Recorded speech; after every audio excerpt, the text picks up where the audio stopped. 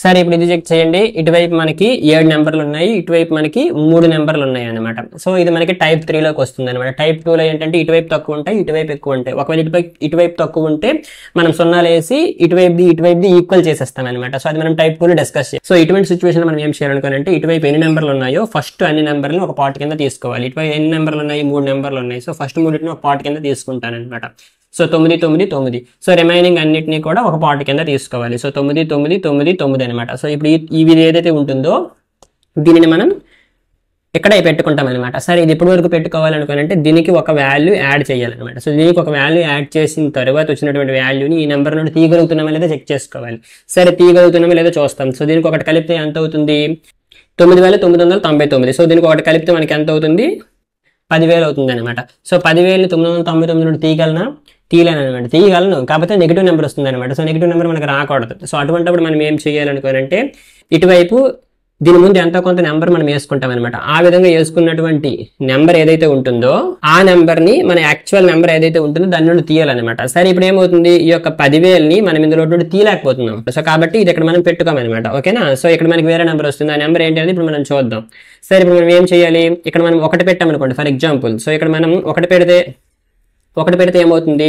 So ఇందులో నుండి ఈ నెంబర్ మనం తీయగలుగుతున్నామా? తీయలేకపోతున్నాం అనమాట.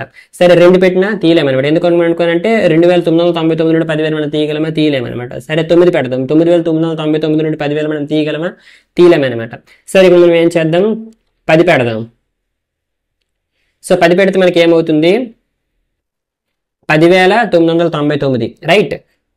సో ఇక్కడ మనం 10 పెట్టాను అనమాట. ఓకే. సో 10 పెడితే 10,900. సో ఇక్కడ నేను 10 పెట్టాను, 10,999. ఇప్పుడు ఏమైంది? 10,999 నుండి 10,000 తీయగలనా? అవును, తీయగలను అనమాట. సో ఎక్కడ నేను 10 పెట్టాను. సో కాబట్టి నా యాక్చువల్ వాల్యూ నుండి 10 తగ్గించాలన్నమాట. సో 10 తగ్గిస్తే 9999 నుండి 10 తగ్గిస్తే ఏమవుతుంది? 998 అవుతుంది అనమాట. రైట్. 9989 అవుతుంది. ఇది నా యాక్చువల్ ఫస్ట్ పార్ట్ అవుతుంది అనమాట.